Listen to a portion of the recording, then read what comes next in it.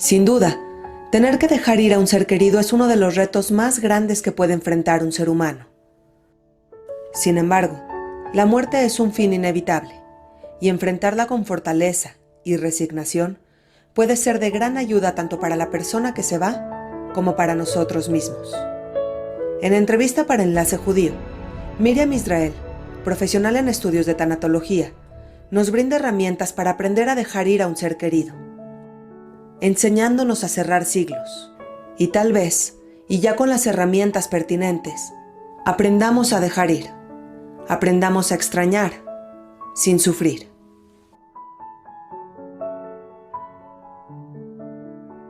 Hola Miriam, primero que nada, muchas gracias por tu tiempo. No, muchas gracias a ti, Nadia, por dar la oportunidad de transmitir lo que es la tanatología, ¿no? Y esta parte de los duelos y cómo cerrar, cómo pedir perdón, cómo despedirnos, que es tan importante. Sí, sin duda, un tema muy interesante. Partamos de lo básico. ¿Qué es la tanatología? Mira, la tanatología es una ciencia que se basa en la observación, en el estudio, en la estadística, en ver qué es lo que está pasando y cómo solucionarlo, ¿sí?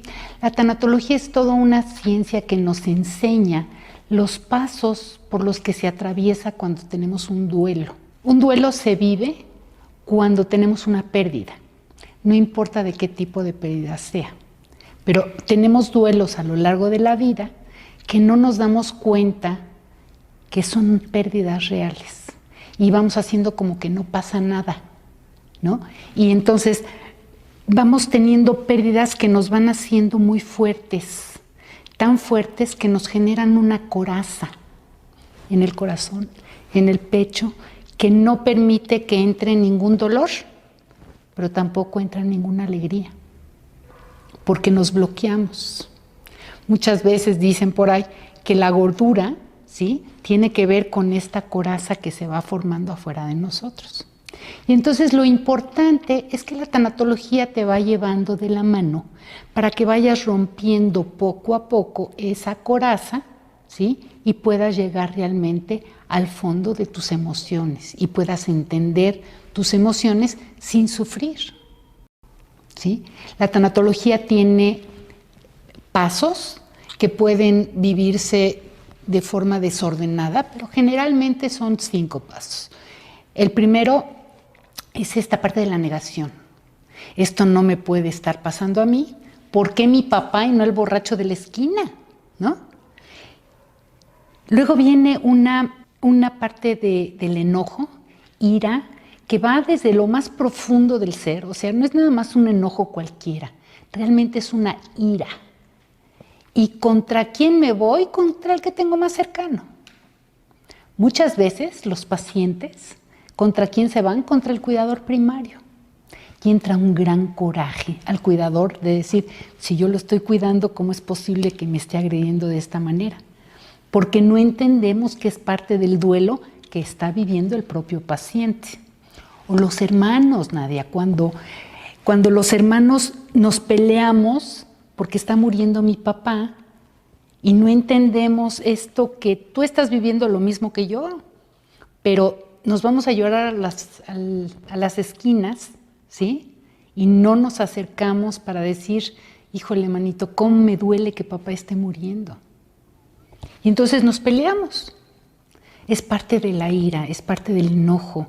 Luego hay una parte de culpa. Si lo hubiéramos llevado al doctor antes, el mendigo del doctor que hizo, es que los laboratorios se equivocaron, es que, no hay un es que.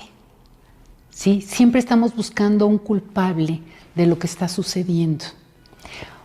Y, por supuesto, es un regateo. Déjame llegar a la fiesta de mi hijo, ¿sí? Y te prometo que voy a ser el más religioso, ¿sí? Voy a dar dádivas y voy a dar zaká y ¿sí? Porque es parte de este regateo, ¿sí? Porque no aceptamos, porque la culpa, ¿sí?, no nos deja llegar a la aceptación. Pero fíjate, Nadia, decía mi maestro Alfonso Reyes Ubiría, toda culpa está basada en un absurdo. porque siempre que tomamos una decisión, sea la que sea, la tomamos tomando en cuenta qué es lo mejor que podemos hacer en ese momento, de acuerdo a las herramientas que tenemos en ese momento. Entonces, es importante que veamos las culpas que nos están atormentando, qué pude haber hecho diferente, de acuerdo a lo que tenía yo en ese momento. Entonces quedamos que es la negación, luego viene la ira, luego viene el regateo o la culpa, y luego viene una depresión, que es como una tristeza muy profunda ante lo que va a venir o por lo que está pasando. Porque toda la familia tiene sus cambios, toda la familia tiene pérdidas ante una enfermedad o ante un adulto mayor. Sí, sin duda hay pérdidas que sufre la familia, pero ¿cuáles son las pérdidas que sufre el enfermo también? Mira, el enfermo, número uno, va viviendo su pérdida. Dice por ahí el diccionario de la Real Academia de la Lengua Española que la palabra duelo es el significado es un sentimiento que nos hace sufrir por una pérdida. Eso es lo que dice el diccionario. El paciente tiene sus propias pérdidas. Número uno, va perdiendo su salud. De ser una persona totalmente independiente, ¿sí?, se convierte en una persona que depende para ir al médico, en ocasiones depende hasta para que lo bañen, en ocasiones, o sea, conforme va avanzando la enfermedad, va teniendo muchas pérdidas. Una mujer, por ejemplo, que ha pasado por una operación, una mastectomía, ¿no?, o por radiaciones, va perdiendo su pelo y se ve en el espejo y dice, ¿y ahora quién soy? Entonces, por supuesto que se van teniendo muchas pérdidas. Y luego somos tan ilusos que le decimos, no te preocupes, te va a volver a salir el pelo. Sí, pero mientras me veo en un espejo y digo, esta no me gusta, sin pelo, sin un seno, ¿sí?, deforme, con la cortisona. O sea, todas estas pérdidas hacen que el paciente viva los 4 pasos que te estoy comentando. La familia tiene grandes pérdidas.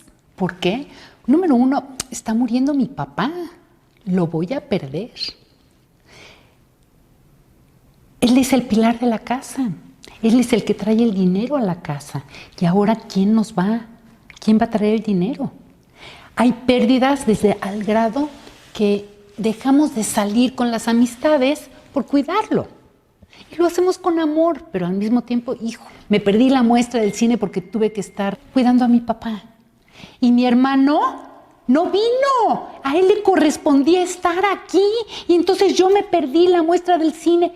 Y entran unos pleitos familiares irreconciliables en ocasiones.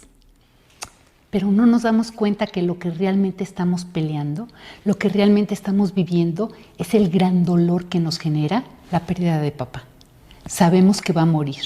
Y digo papá como te puedo decir mamá o como te puedo decir un hijo. Cuando muere un hijo, un gran porcentaje de las parejas se divorcian.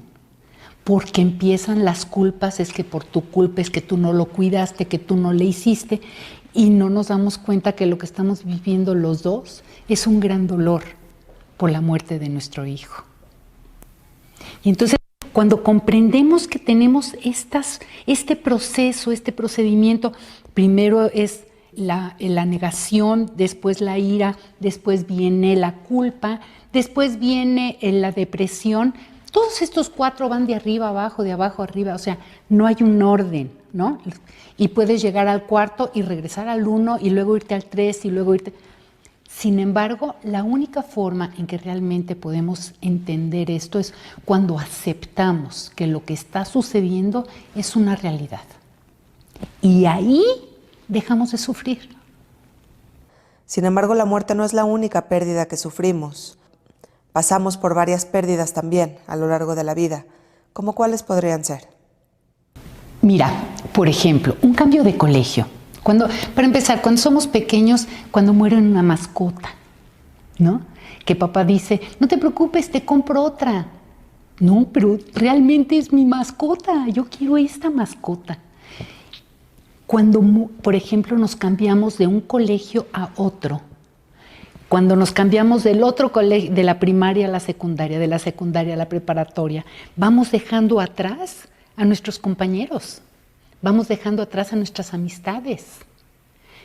Cuando nos cambiamos de país, dejamos nuestra familia, dejamos comida, ¿sí? Dejamos idioma.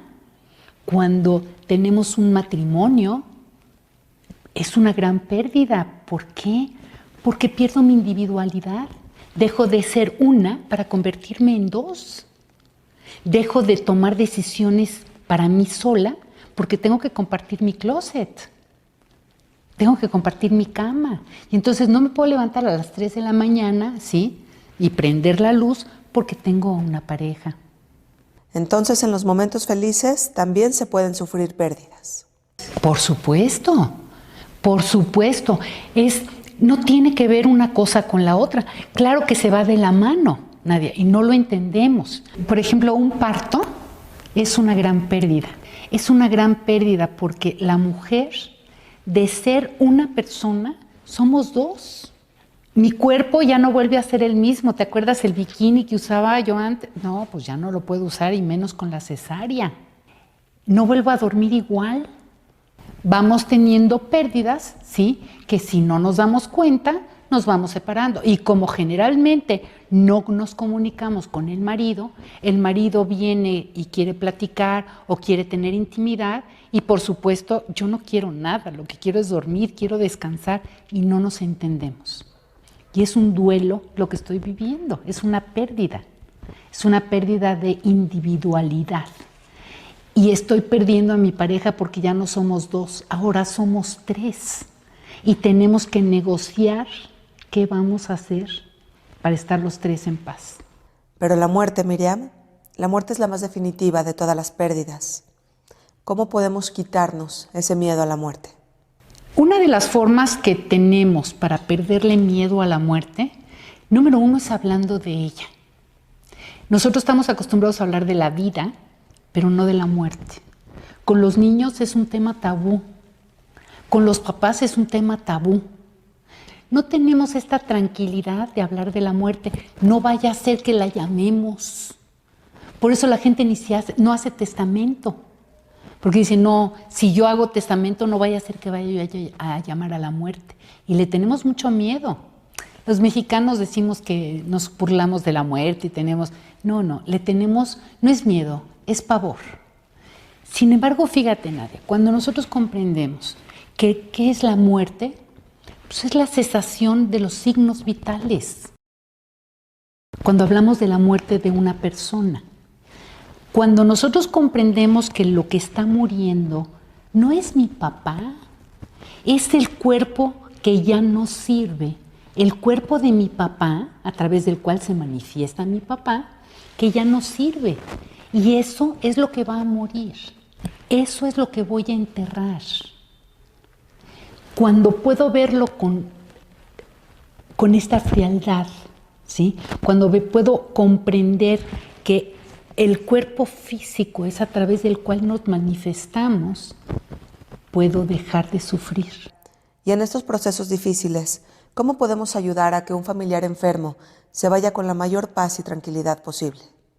Mira, Nadia, aquí estás tocando un tema que es muy importante. Nosotros queremos tener a nuestro paciente el mayor tiempo posible. No comprendemos cuando la enfermedad ya está fuera de control. Nos cuesta mucho trabajo el aceptarlo, ¿sí? Y seguimos buscando una curación, a pesar de que ya no hay curación. ¿Un milagro? Sí, un milagro. Pero mientras el que está sufriendo buscando ese milagro es el paciente.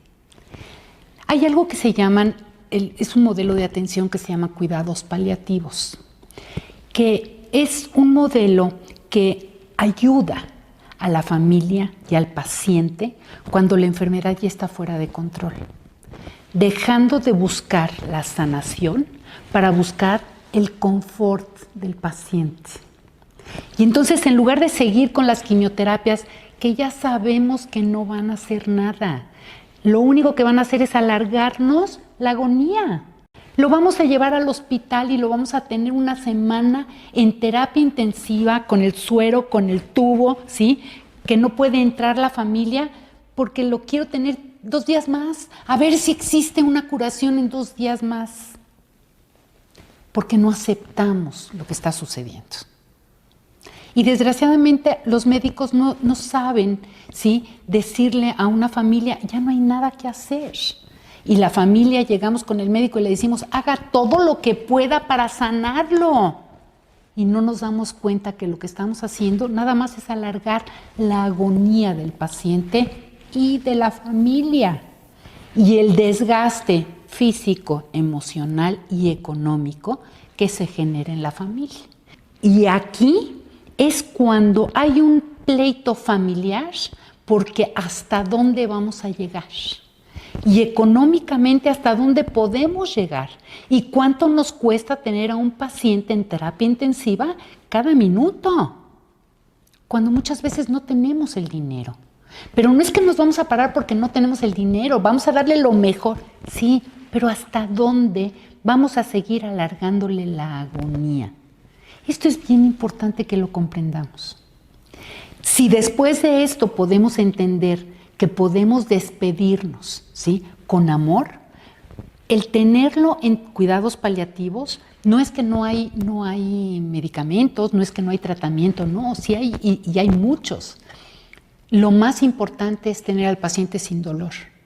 ¿Cómo? A través de medicamento. Hay muchos medicamentos que ayudan a los pacientes a no tener dolor sin tener que estar dormido. Y si el dolor ya es incontrolable y en un momento dado se necesita sedar, es una sedación paliativa. No es que como un perrito se le va a poner una inyección para que se duerma y se muera, no. Es nada más para mantenerlo tranquilo, para mantenerlo en paz.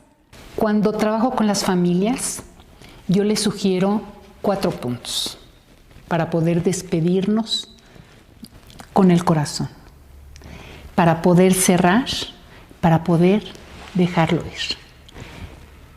El primer punto es, te honro. Si estoy hablando de un padre que está enfermo, te honro como mi padre. Quiere decir, te reconozco y te acepto tal cual eres. Número 2, para empezar te agradezco la vida. Y después tú haz la lista que tú quieras, porque tienes 1000 cosas por agradecer. El tercer punto es, te pido me perdones por cualquier acto u omisión. Cualquier cosa que haya yo hecho o haya yo dejado de hacer que te pudo haber ofendido. No fue mi intención. De mi parte, o no tengo nada que perdonarte porque fuiste un padre maravilloso, etc. O te perdono las palizas que me pusiste, ¿sí? O de momento no puedo perdonar el que me hayas violado o que me hayas abandonado o que hayas X situación. También se vale decirlo. Anteponiendo la palabra de momento. ¿Por qué? Porque eso no quiere decir que nunca lo voy a hacer. Y yo necesito liberarme. Te honro, te agradezco, te pido perdón. Y el cuarto punto, que es el más difícil de todos, es decirle, por el gran amor que yo te tengo, cuando sea tu momento, para mí va a estar bien de que te vayas. Es una forma en que le decimos al paciente, ¿sabes qué? Te puedes ir, voy a estar bien. Te voy a extrañar, claro que te voy a extrañar. Pero muchas veces el paciente sufre cosas tremendas porque la familia no está lista. Porque llegamos y le decimos, échale ganas, papá. Como si no le estuviera echando las ganas suficientes. Porque le decimos, no te vayas, no me dejes. Y entonces el paciente se queda porque no estamos listos para dejarlo ir. Entonces, es muy importante comprender estos pasos y llevarlos a cabo, que cada una de las personas de la familia lo haga. Por supuesto, la pareja también. Y tiene por agradecerle los hijos que nacieron, el tiempo que estuvieron juntos. Hay mucho por agradecer. Pero ahí te va, Nadia. No es nada más cuando alguien está muriendo, también cuando te estás divorciando. Es importante cerrar para poder irte a otra relación. Un trabajo, honrarlo, agradecerle, pedirle perdón por todas las travesuras que hicimos y decirle, yo me voy a algo nuevo. ¿Sí? Cuando una persona ya falleció, papá ya falleció hace un par de años, y no tuve la oportunidad de decirle esto que te estoy diciendo, siéntate y escríbele una carta con los 4 pasos. Te honro, te agradezco, te pido perdón y te dejo ir. Es esa una de mis preguntas, ¿cómo podemos cerrar ciclos? Esta es la mejor forma, desde mi experiencia, es la mejor forma que tenemos para cerrar el ciclo, ¿sí? Para poder cerrar aquí, para poder abrir aquí. Si te vas a cambiar de trabajo, si te vas a cambiar de escuela, si te vas, agradece todo lo que tengas que agradecer y la familia se quede en paz, porque ¿sabes qué? Se quedan con la satisfacción del deber cumplido. Hice lo que pude por mi papá, no para sanarlo, pero sí para que estuviera bien. Ahora, una situación que a veces se complica es explicarle a los menores la muerte de un ser querido. ¿Cuál es la manera más apropiada de manejar estos temas con ellos? Mira, Nadia, cuando tenemos niños en casa, ¿sí?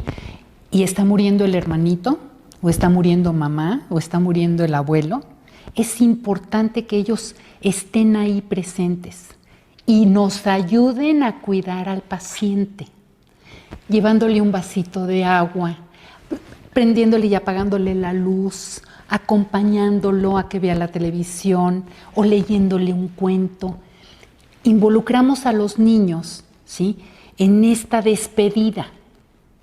Depende de la edad, tiene mucho que ver la diferencia de edades, porque el concepto de muerte es muy diferente de 0 a 6 años, es muy diferente que de 6 en adelante.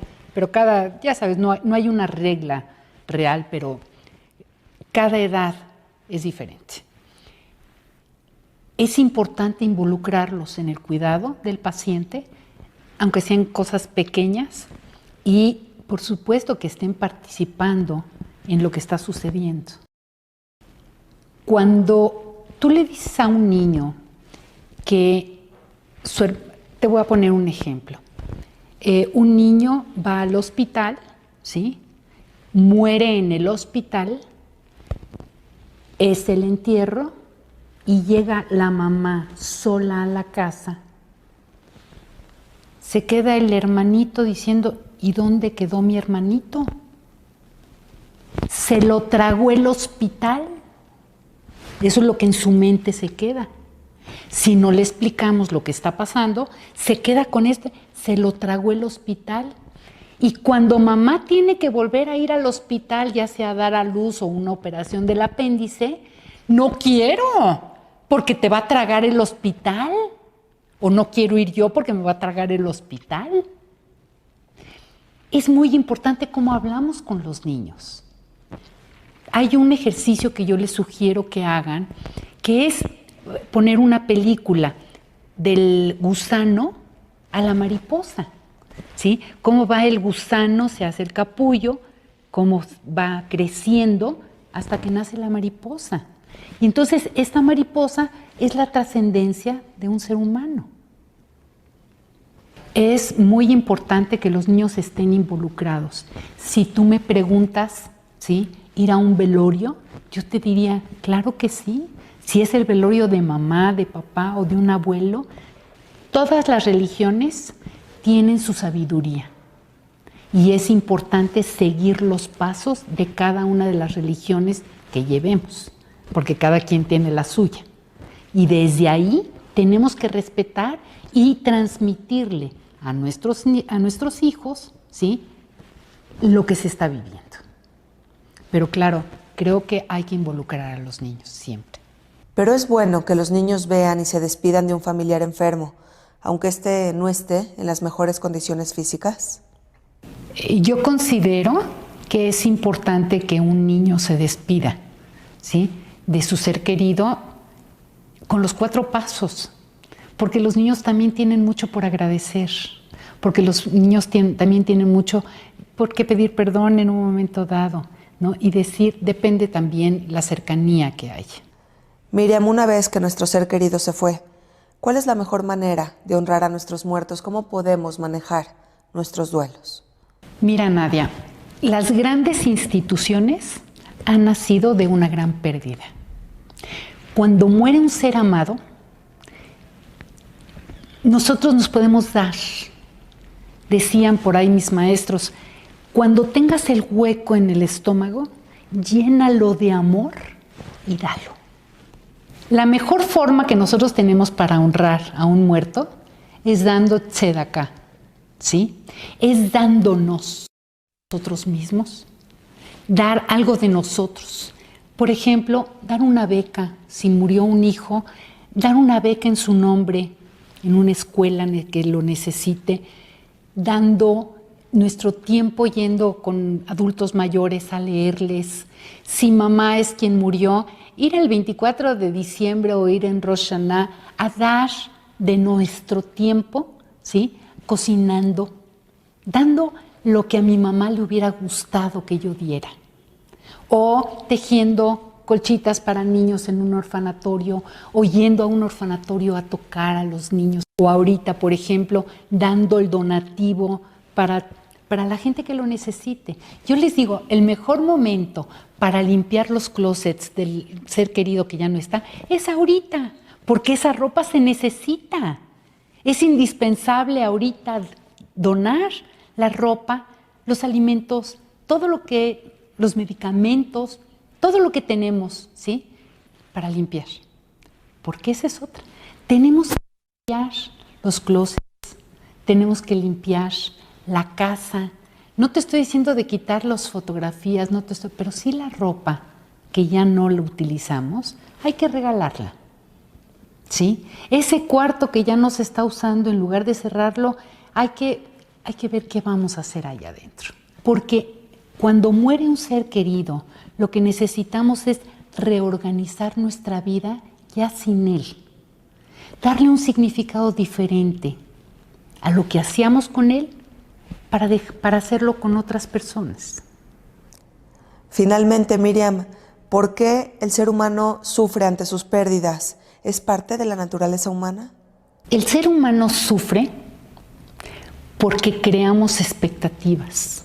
Dicen por ahí que el sufrimiento es un golpe que se le da a nuestro ego cuando no se cumplen las expectativas. Cuando yo tengo las expectativas de algo que no va a suceder, sufro. Por ejemplo, si tú estás esperando que tu marido te haga una fiesta de cumpleaños, tú sufres porque no te va a hacer la fiesta de cumpleaños. Y te peleas porque no te hizo la fiesta de cumpleaños. Y si no te peleas, cuando menos dentro de ti se queda este dolor de qué poca, ¿por qué no me hizo la fiesta? Yo sí se lo hubiera hecho. Pero son las expectativas que yo tengo. Cuando una familia comprende que el paciente está viviendo su etapa final, deja de sufrir, porque ya no tiene expectativas de una curación. ¿Sí? El dolor ahí está porque está muriendo y porque ya no lo voy a tener junto de mí, pero dejo de sufrir porque sé que el fin se acerca. ¿Sí queda claro? Sí, queda muy claro. Entonces no hay sufrimiento. Tengo la claridad y puedo llegar al 5.º paso. ¿Te acuerdas? La negación, la ira, la culpa, la depresión, y puedo llegar a la aceptación de lo que está sucediendo y ahí dejo de sufrir. Bueno, Miriam, ojalá que esta información llegue a todas esas personas que están pasando por un proceso de duelo y que les sirva para convertir el dolor en nuevos aprendizajes y nuevas motivaciones. Muchas gracias por tu tiempo. Muchísimas gracias, Nadia. Gracias. Gracias.